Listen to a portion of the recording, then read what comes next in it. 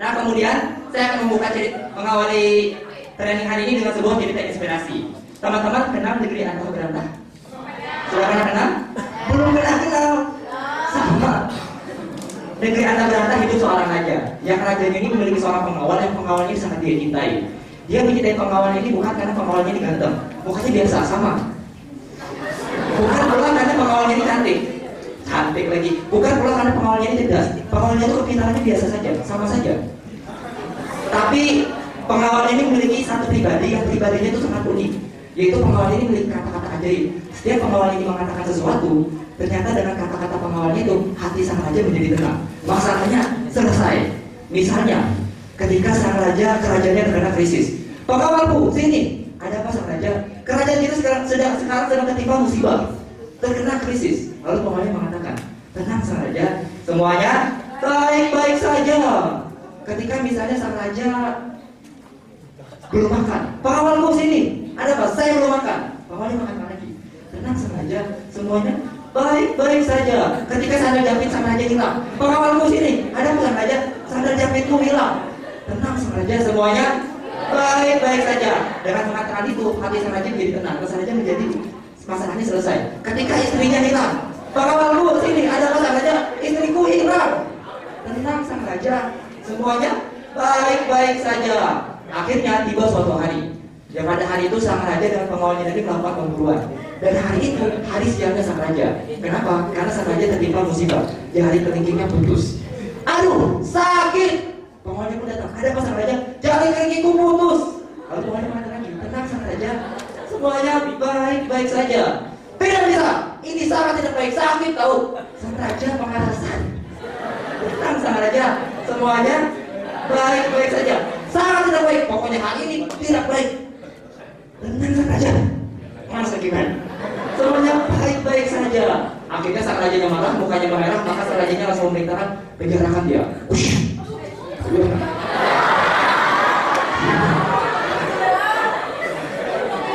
Akhirnya prajurit tadi dipenjarakan 3 tahun kemudian. Nah 3 tahun kemudian sang rajanya melakukan pemburuan lagi. Tapi kali ini sang rajanya berburu tanpa ditemani pengawalnya. Kenapa? Karena pengawal masih di penjara, ditemani hanya dengan beberapa prajurit. Dan kata orang, hari ini sang raja berburu di sebuah tempat yang tempat itu penduduknya kanibal. Di sini ada yang kanibal. Akhirnya sang raja berburu ke sana. Ketika sang raja berburu ke sana, sama. Sang raja mengalami naas lagi. Sang raja tertangkap. Akhirnya ketika sang raja tertangkap, sang raja digopong. Ketika digopong dibuat dalam sebuah wajan. You know wajan? Kemudian dimasukkan. Ketika dimasukkan, maka ditambah macam-macam. Wortel, apalagi sayur mayur, kecap, tomat, eksin. Apinya dipanaskan. Kemudian ternyata apinya masih belum panas. Karena apinya masih belum panas, akhirnya apinya ditambah. Ketika apinya mau ditambah, tiba-tiba sang raja dibebaskan. Akhirnya sang raja bingung. Kenapa saya dibebaskan? Saya kan mau mati. Bukan. Kenapa saya dibebaskan? Karena di sana masih primitif, jadi jawabannya bahasa primitif. Saya kok bahasa primitif? Ya, seperti itulah. Sang raja bingung. Ini ngomong apa? Akhirnya sang raja pun mencari jawabannya ke sana kemari. Ternyata ketemu dengan seseorang yang orang itu mengetahui tentang sistematika penduduk yang kanibal tadi. Lalu orang itu mengatakan, sang raja mau tahu kenapa sang raja dibebaskan? Iya, saya mau tahu. Mau tahu? Iya. Serius mau tahu? Iya, itu maksudnya. Aduh. Mau tahu? Iya, tahu. Sang raja dibebaskan karena sang raja itu luar biasa. Kenapa? Lihat, jari kelingking sang raja putus. Ini hebat. Hah? Jari kelingking sang raja ini putus, ini keren ini. Ini mantap ini. Kenapa jadi mantap? Karena penduduk dia memahami mereka memiliki satu kepercayaan yang mereka itu anti memakan makhluk yang cacat. Sang raja cacat, keren kan? Akhirnya sang raja sadar ternyata apa yang dikatakan pengawalnya dulu, tenang semuanya baik-baik saja itu benar. Ketika sang raja sadar, maka sang raja merasa berdosa. Ketika itu pula sang raja sempat kirat kembali ke kerajaannya. Pakai apa? Tidak menggunakan kuda, pakai kereta bayi. Nggak pakai kuda. Ketika di kota kerajaannya, sang raja langsung tolong panggilkan. Akhirnya pengawalnya pun datang. Ada apa sang raja? Dengan wajah datar, maksudnya itu tanpa ekspresi, bukan seperti tembok. Kalau seperti tembok datang di bawah rata. Jadi seperti itu, dia mengatakan, selama ini saya telah menjalani kamu, saya telah berbuat jahat kepada kamu. Oleh karena itu, saya merasa bersalah. Kalau kamu mau menghukum saya, silakan hukum saya. Lalu kembali makan lagi. Tenang Sang Raja, semuanya baik-baik saja. Tidak bisa, kamu sudah saya sakiti. Tenang Sang Raja, semuanya baik-baik saja. Kada bisa, sudah diketahui masih pemanasan juga. Oke, tenang Sang Raja, semuanya baik-baik saja. Coba Sang Raja bayangkan, seandainya Sang Raja tidak memenjarakan saya, pasti Sang Raja akan mengajak saya berburu. Ketika kita sama-sama berburu, kita akan sama-sama tertangkap. Ketika kita sama-sama tertangkap, kita dimasukkan dalam dua wajan, dan ketika dimasukkan kita sama-sama dimasak. Ketika dimasak, Sang Raja dibebaskan, saya. Oleh karena itu tenang semuanya, baik-baik saja. Nah, yang paling penting buat kawan-kawan, kira-kira hikmah dari cerita ini apa? Baik-baik saja.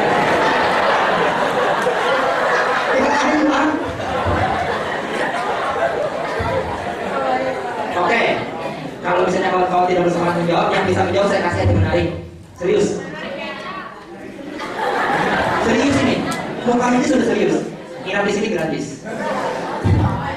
Kira-kira apa? Hikmahnya? Ada mic? Oh, nggak usah. Namanya siapa? Adi. Apa Adi?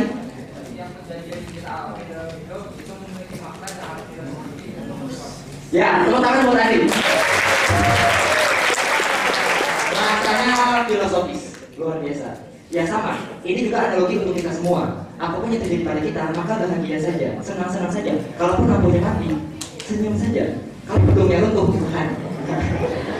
Ternyata setiap manusia itu selalu hidup dalam dua lingkaran. Setiap manusia itu selalu hidup dalam dua lingkaran. Siapapun dia, yang miskin, yang kaya, yang bodoh maupun yang pintar, atau yang kelebihan bodoh, semuanya sama. Selalu hidup dalam dua lingkaran. Yang pertama itu adalah lingkaran yang tidak dia kuasai. Kemudian yang kedua, manusia itu hidup dalam lingkaran yang dia kuasai. Lingkaran yang tidak kita kuasai, contohnya apa? Kawan-kawan di sini pakai sepeda motor?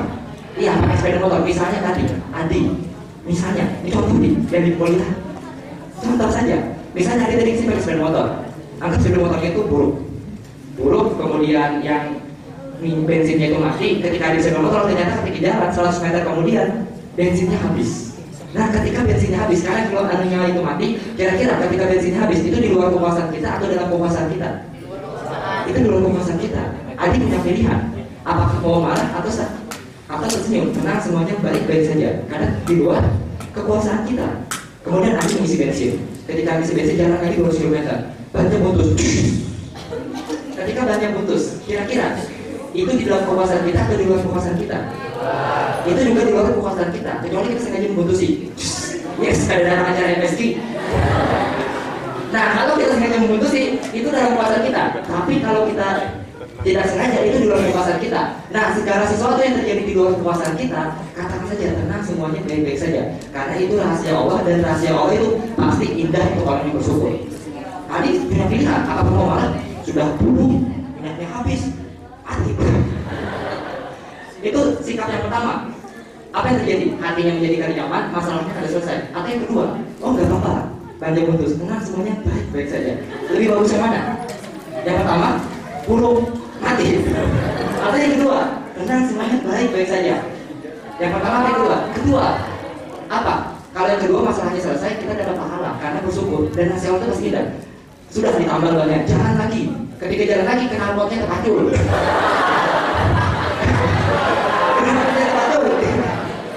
Di luar kekuasaan kita dan kekuasaan kita. Di luar juga. Adi sudah hebat. Tenang, semuanya baik-baik saja. Kemudian sampai ke kampus. Adi sudah berusaha, sudah dikunci setang, kemudian sudah dirantai, bandir mau masuk ke dalam kelas. Ternyata pas Adi keluar, hilang juga. Malingnya hebat benar. Ini sudah banyak kerendah.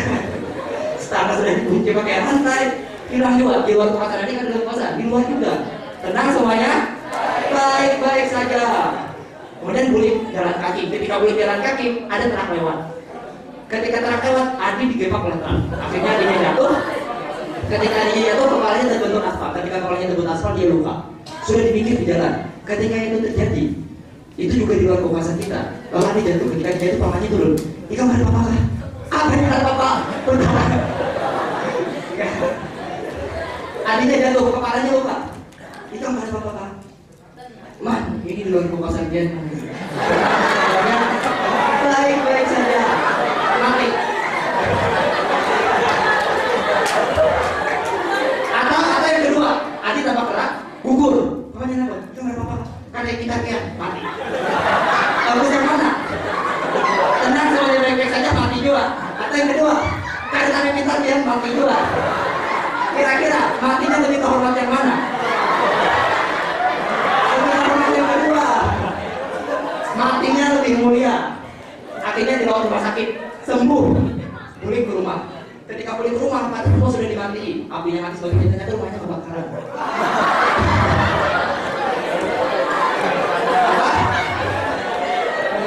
Tenang, semuanya. Ya, penderitaan tadi sudah lengkap. Tapi ingat, dan juga puasa kita katakan saja tenang semuanya baik-baik saja. Karena ini benar-benar rahasia Allah. Kalau kita makan seperti itu, pasti masalahnya semuanya selesai. Dan kita merasa nyaman dan kita sangat biasa tersenyum dan bahagia. Sehingga tidak ada alasan seorang muslim itu menderita. Tapi sebaliknya, kalau segala sesuatu terjadi dalam puasa kita, dalam perkara puasa kita, misalnya ada juhur kumandang. Ketika ada juhur kumandang, kita punya pilihan mau sholat atau tidak sholat. Kalau ketemu kawan, kenapa kamu harus sholat? Tenang, semuanya baik-baik saja. Kalau ada yang kayak itu, pokoknya kami. Karena sholat atau tidak sholat itu pilihan kita. Kalau kita mau sholat berarti kita mengambil kemuliaan. Kalau kita tidak mau sholat berarti kita meninggalkan kemuliaan itu. Sepatu kita nggak mungkin paksa. Stop, jangan mau sholat. Please. Karena sholat tidak sholat itu pilihan kita. Termasuk juga. Kenapa nggak bisa baca Quran? Tenang, semuanya baik-baik saja. Tidak bisa. Baca Quran itu bisa atau tidak bisa itu pilihan kita. Kalau kita belajar pasti bisa. Kalau kita tidak pernah belajar mana mungkin bisa. Seperti itu. Termasuk juga hal-hal lainnya yang dalam puasa kita. Kenapa ilmu kita gini-gini aja? Ada beberapa kembang mulai dari SD sama sampai kuliah kayak juga. Ini juga pilihan kita. Kalau kita mau belajar kan mungkin jadi seperti itu. Kalau kita tidak pernah belajar kita akan jadi seperti ini saja. Makanya segala sesuatu yang terjadi dalam lingkaran kekuasaan kita itu katakan ini salah saya. Saya tidak bisa. Misalnya seperti ini. Menurut kawan-kawan kita itu bisa menebak namanya masa depan. Nah ini menolak tukang beca. Saya tidak suka kalau kita itu masa depannya menyalahkan Allah Subhanahu Wa Taala. Saat ini juga bisa jadi dalam puasa kita. Menurut kawan-kawan, masa lalunya kira-kira apa? Kira-kira masa lalunya apa? Mungkinkah dia seorang ustaz? Tidak mungkin. Dia buka aurat. Kalau seorang ustaz itu dia paham ilmu agama. Tidak mungkin dia buka aurat. Aurat laki-laki itu sampai lutut. Ini auratnya kelihatan. Tidak mungkin dia seorang ustaz. Mungkinkah dia seorang mahasiswa? Saya rasa juga tidak mungkin, kemungkinannya kecil. Karena seorang mahasiswa dia punya ilmu dan punya skill, jadi tidak mungkin. Mungkinkah dia seorang mahasiswa juga? Tapi kalau kuliah biasanya ada mengerjakan tugas. Kemudian kalau misalnya dosennya masuk biasanya lambat-lambat. Mungkinkah seperti itu? Nah, kalau itu kemungkinannya besar. Ya mungkin seperti itu. Kemudian ingin lagi.